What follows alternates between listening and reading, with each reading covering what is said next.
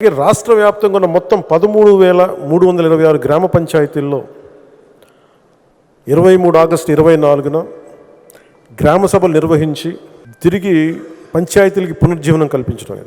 ఈ గ్రామ సభలో సుమారు 1 కోటి మంది పైగా గ్రామస్తులు పాల్గొని ఒకటే రోజు 13,326 గ్రామ సభలు నిర్వహించడం ఆంధ్రప్రదేశ్ పంచాయతీరాజ్ మరి గ్రామీణాభివృద్ధి శాఖ అది ఒక బలమైన ప్రపంచ రికార్డుని సాధించింది.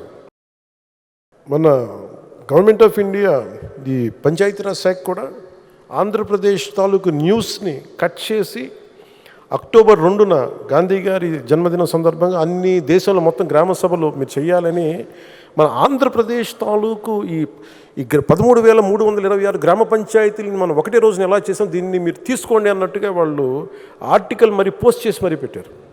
ఈ 100 రోజుల్లో మనం సాధించింది చంద్రబాబు గారి నాయకత్వంలో అదొకటి.